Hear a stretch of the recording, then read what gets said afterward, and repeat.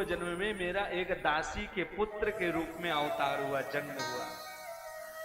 विडंबना की जब मेरा जन्म हुआ उसी समय मेरे पिता का देहांत हो गया। तो कई समाज के लोग तो कहते, देखो इस अभागे को आते ही अपने पिता को ले डूबा।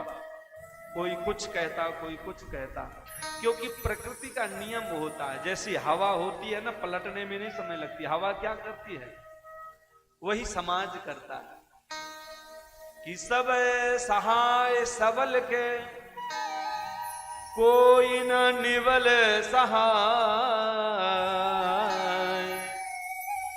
पवन जरावत आग को, पर दीपक देत बुझाए। हवा वही है, कहीं आग लगी हो और वही हवा चल जाए तो क्या करेगी, आग को और बढ़ा देगी। और कहीं बेचारा दीपक जल रहा हो तो वही हवा दीपक को बुता देगी। जिसको जलने देना है उसको बुता देगी, और जिसको बुताना है उसको और बढ़ा देगी।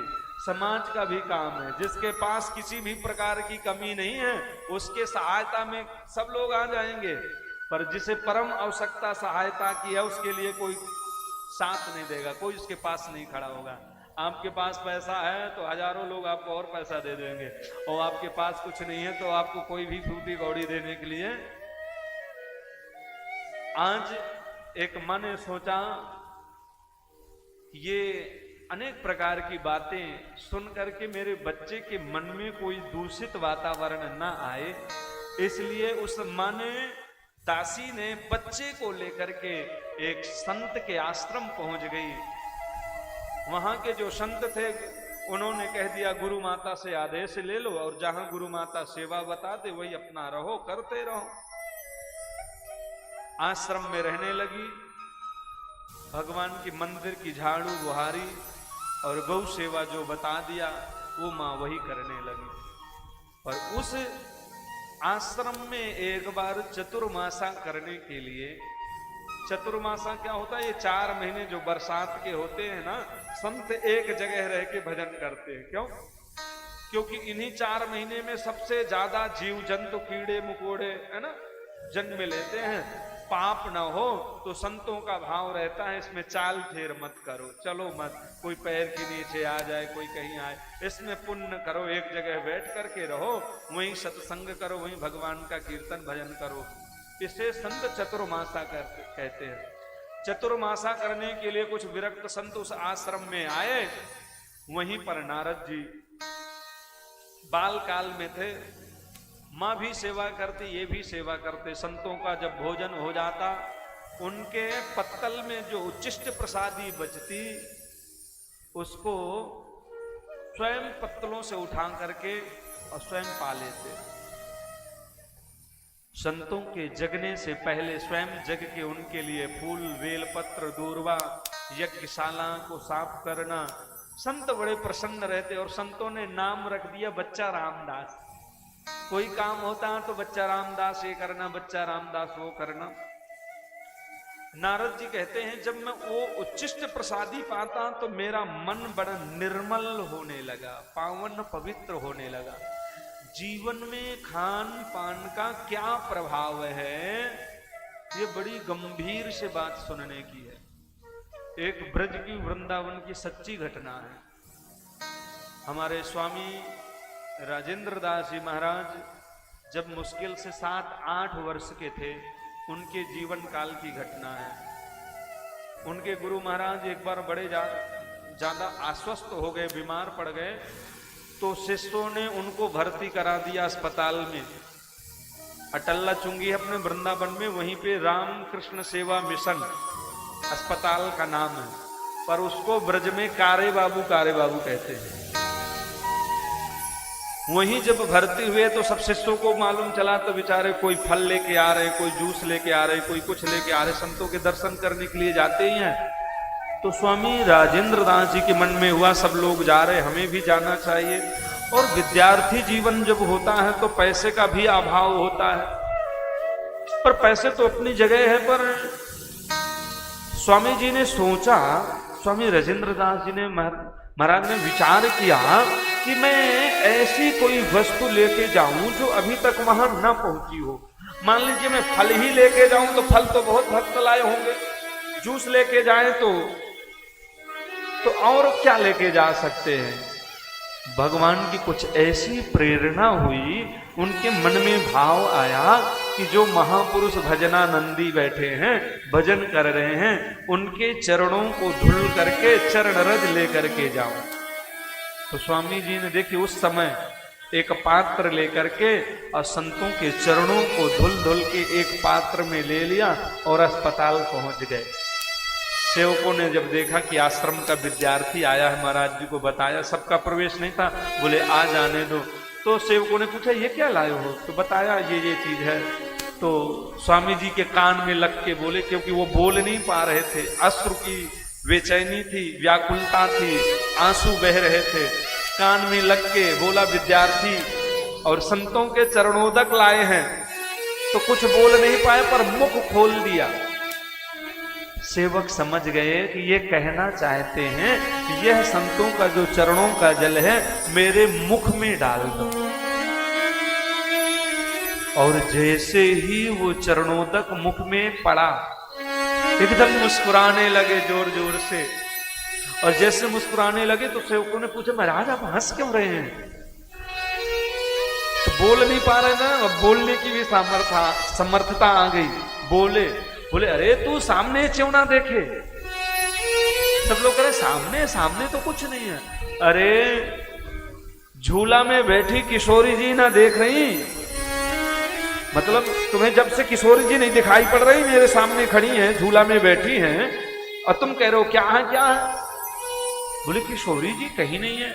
अरे भैया बोल देखो, वो सामने देखो, सामने झूला में बैठे बैठे मंद मंद मुस्कुरा रही हैं और अपने इशारंते मुंह को अपने काजे अपने पास बुला रही हैं। मैं तो अपने किशोरी जी के पास जा रहे हूं। और ऐसे कहते ही मुख खुला रह गया।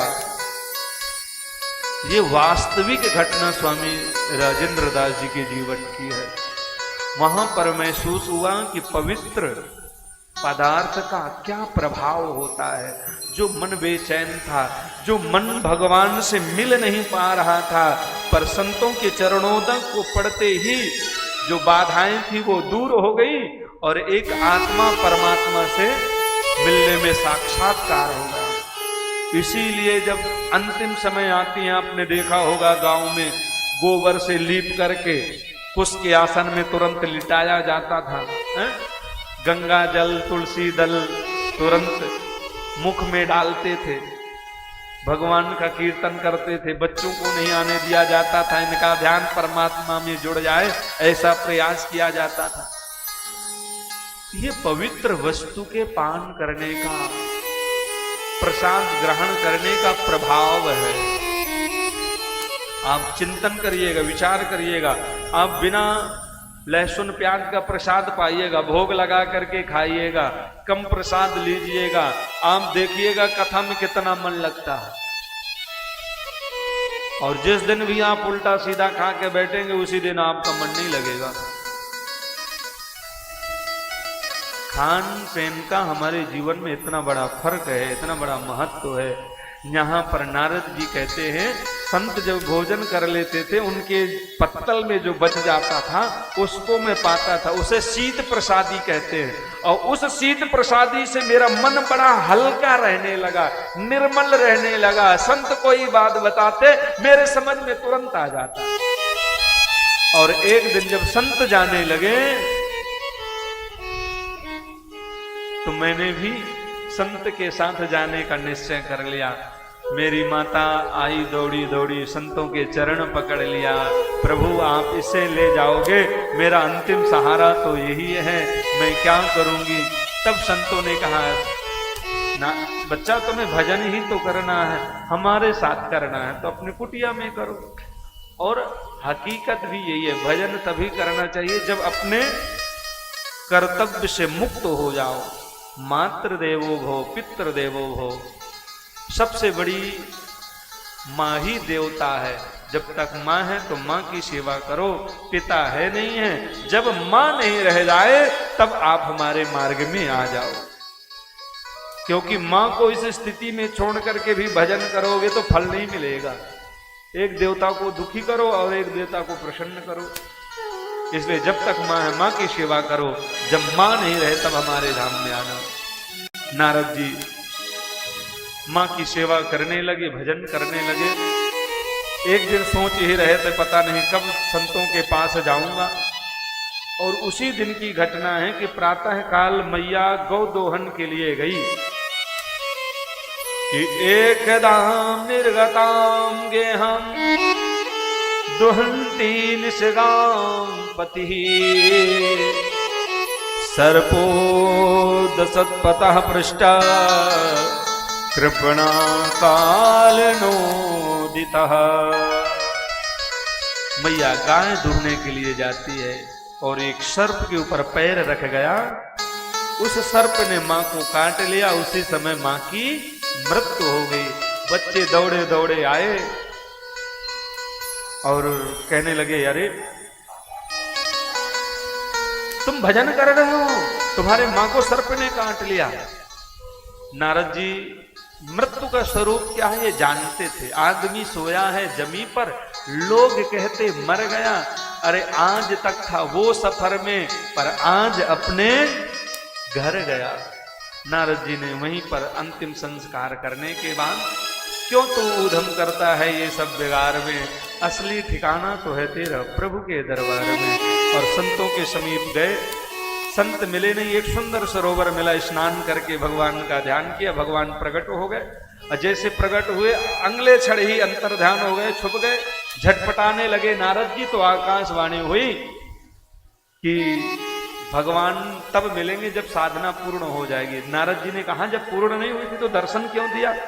बोले इसलिए कहीं आपको संदेह ना हो जाए संतों के वचनों में, इसलिए भगवान होते हैं और ऐसे होते पर मिलेंगे जब तुम्हारी साधना। नारद जी फिर से तपस्या में लग गए और कहते देखते देखते एक दिन ऐसा आया, चारों तरफ से जल का सैलाब आया, सब भगवान के उदर में चले गए। और जब कर्मानुसार भगवान सबको जन्म देने लगे तो जो दासी पुत्र जिसे लोग हत्यारा अभागा कहते थे, जब मेरा नंबर आया तो वही ब्रह्मा का पुत्र नारद के रूप में मैं प्रकट हो गया। तो वेद व्यास जी आप चिंतन करिए, एक दासी पुत्र संत कृपा से ब्रह्मा का पुत्र नारद बन सकता है, तो क्या संत की कृपा से आप भागवत जी की रचना नहीं कर सकते? और तभी चतुष श्लोकी 4 श्लोक में अहमेवा समय में आग्रे नान्यम यदि सत्परम पश्चात हम यदि तच्चैव शिष्येत स्वस्मि हम रति अर्थ प्रतीयेत न प्रतीयेत चात्मनि। चतुष श्लोकी भागवत नारद जी ने वेद व्यास जी को व्यास गुफा में, बद्रीनाथ गए होंगे, आज भी व्यास गुफा है, वहां पर बैठ करके गणेश जी लिख रहे हैं, वेद व्यास जी बोलते जा रहे हैं और 18,000 श्लोकों की कृति तैयार हो गई जो बाद में सुखदेव जी को पढ़ाया। कई बार कहते हैं राधा जी का नाम नहीं है, पर इसलिए नहीं है क्योंकि वेद व्यास जी की आह्लादनी शक्ति किशोरी राधा रानी थी और एक बार किशोरी जी का नाम लेने से उनकी समाधि लग जाती थी। इसलिए अंतर से अंतःकरण से कई बार दर्शाया है, हर जगह दर्शाया है, पर स्पष्ट रूप से प्रकट नहीं होने दिया।